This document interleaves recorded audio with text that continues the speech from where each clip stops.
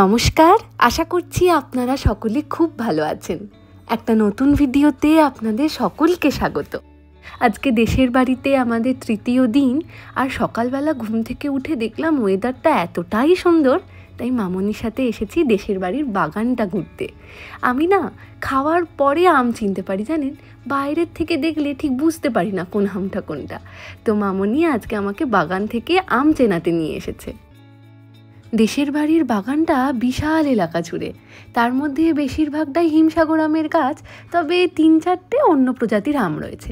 এই সামনের যে গাছটা দেখছেন ওটা হচ্ছে ল্যাংড়া আমের গাছ, আর এখন আমরা দেখতে এসেছি ভারতের সবথেকে মূল্যবান অ্যালফানসো আমের গাছ।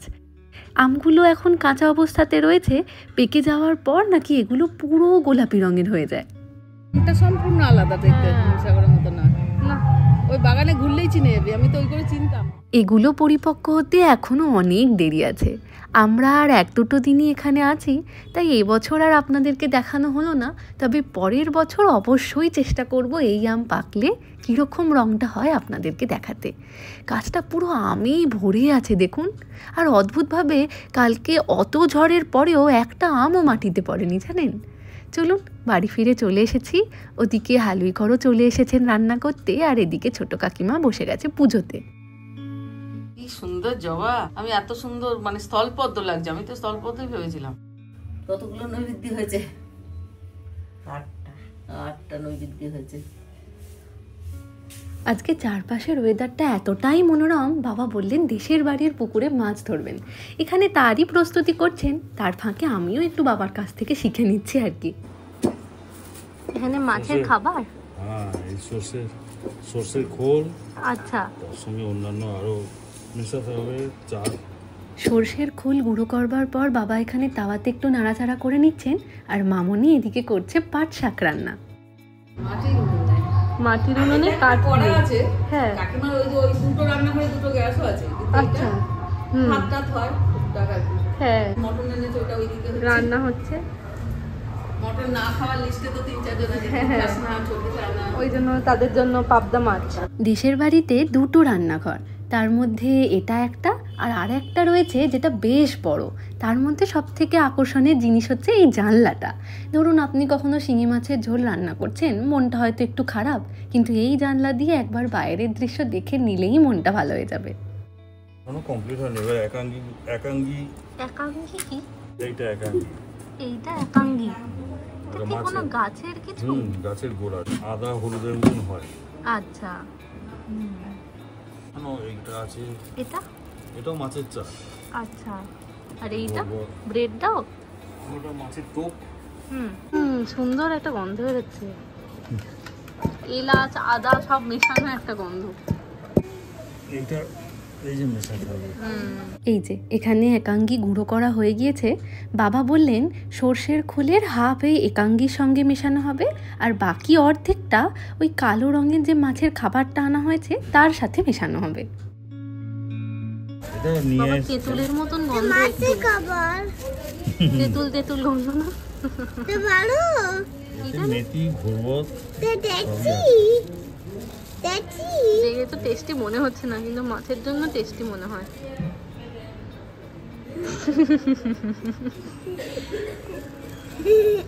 বাবারা হচ্ছেন 4 ভাই, আর ওনাদের এক দিদিও রয়েছে। 4 ভাইয়ের মধ্যে বাবা হচ্ছেন সেজো। সকলকেই কর্মসূত্রে বাড়ির বাইরে বাইরে থাকতে হলেও ছোট কাকা চাকরি যেহেতু চুচুড়াতে ছিল, সেই জন্য দেশের বাড়িতে ছোট কাকা, কাকিমা আর ছোটদা থাকে। ব্যাংকটাকে কেন নিয়ে যাচ্ছিস?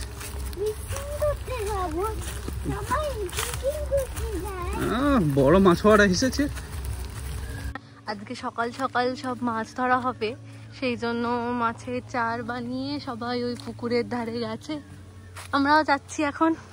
চলো, বাইরে প্রচুর রোদ, এখন সকাল 10টা বাজে, কিন্তু এই জায়গাটা ছাওয়া হয়ে আছে, ঠান্ডা। গাছপালায় ভর্তি, এখানে গরমও নেই, হাওয়া আছে। সুন্দর এসি, একদম ভগবানের এসি এটা। এখানে সবাই ছাওয়াতে বসে পড়েছে। এখানে এই জায়গাটা খোঁড়া হয়েছে, খুঁড়ে বসার জন্য তো জায়গা করা হলো, ঘুরিয়ে না যা। আচ্ছা, পাপা ব্যবস্থা করে দিয়েছে যেটুকু। বাহ, একটু জল নিচ্ছে, জল করে মাখাবে এটা। ও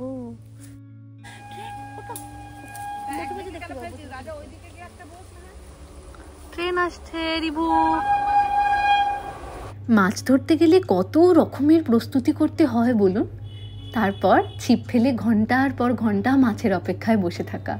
আমি এর আগে কখনো কাউকে মাছ ধরতে দেখিনি, এটা আমার জন্য একটা নতুন অভিজ্ঞতা। আমাদের মামার বাড়ির সামনেও একটা এরকমই পুকুর ছিল, আর ছোটবেলায় দিদু বলতো মা নাকি খুব ভালো মাছ ধরতে পারতো। এখানে আর একজন শিকারী বসে আছে গাছের ডালে। ও একটা খেয়ে গেল। বালতি আনা হলো না মাছ পেলে? বালতি ড্রাম। তুই কড়াই তেলটা গরম করতে দে। মাছ হয়। মাছ কি করে মাছ ধরতে হবে? ভালো আছো? তুমি নাকি স্কুলে পড়ার সঙ্গে? হ্যাঁ আমি ভালো আছি। তুমি কেন এসেছো এখানে? পিছু ধরতে এসেছো? জলে চান করো। যে ক্রোকোডাইল আছে না?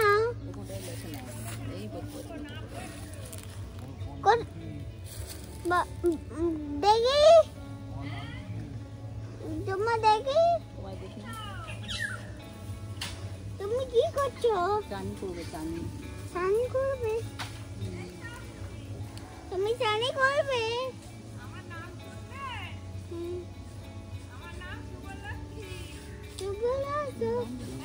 তুমি দাদি আসবে আমার বাড়ি?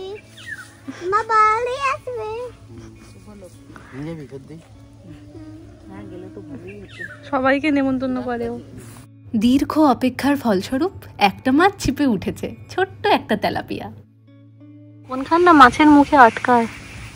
এই তো বলছি। ও, এটাকে টোপ দিয়ে এটাকে ইয়ে করতে হবে। দুদিকে দুটো থাকবে? দুটো থাকে, একটা থাকে। এটা যদি দুটো মাছ খায় তাহলে দুটো মাছ উঠবে? দুটো মাছ একসাথে খায় না। ও, এরকম ভাবে ঢুকিয়ে এটা মুখটা বন্ধ করে দিতে হবে। আচ্ছা। বড়শিটা দেখতে হবে না মাছের। এটা কি হুইল?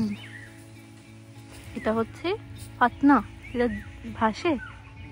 মাছ ধরা হলো বাবার হবি। আমরা তাই সকলেই বাবাকে এনকারেজ করবার জন্য এখানে বসে পড়েছি। রাজা এদিকে আরও একটা ছিপ ফেলছে, আর আমার কাজ হয়েছে এদিকে টোপ লাগানো। ঘুরে পড়ে যাও না তো জলে দেওয়ার সাথে সাথে? মনে হচ্ছে অন্যটাই দেখো, পড়া। ঠিক আছে? হ্যাঁ হ্যাঁ সব ঠিক আছে না।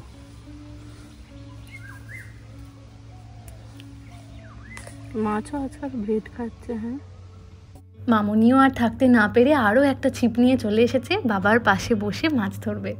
সামলে,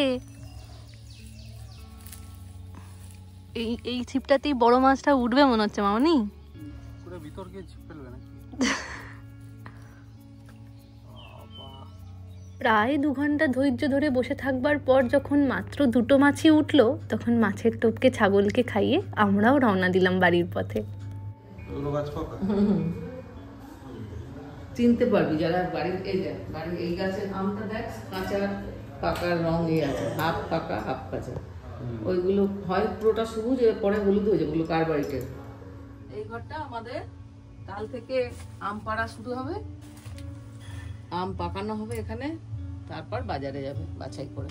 এগুলো সব আমের ঝাঁকা বলে এগুলোকে। কতগুলো? তো একটা গাছে মনে হয় 4-5টা ঝাঁকা। 4-5 থেকে বেশি। বাগান আছে। ঘড়িতে এখন বিকেল 5:30। রাজা বলল কাকুর বাইকে আমাকে 4-5টা একটু ঘুরিয়ে আনবে। আমিও তাই তৈরি হয়ে চলে এসেছি।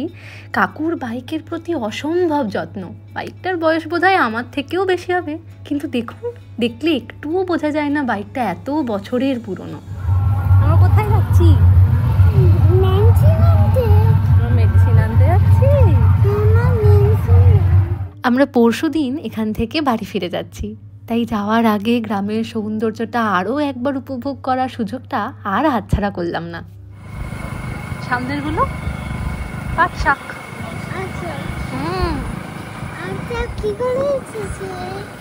সব ফার্মাররা বসিয়েছে। এই দেখো কতগুলো বানানা ট্রি। দেখো কি এগুলো জঙ্গল? এই যে মন্দিরটা দেখছেন, এর পাশ দিয়েই বয়ে যাচ্ছে গঙ্গা নদী। তবে নদীর জল শুকিয়ে যাওয়ার জন্য খাল কেটে নদীর জলকে আবার আনার ব্যবস্থা করা হয়েছে। কার জন্য রুমাল নিচ্ছ? তোমার জন্য নিচ্ছিলাম, কিন্তু সাদা নেই, সব রঙিন।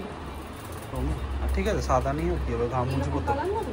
হ্যাঁ হ্যাঁ, যে কোনো একটা নরম তো। হ্যাঁ পিওর সুতি।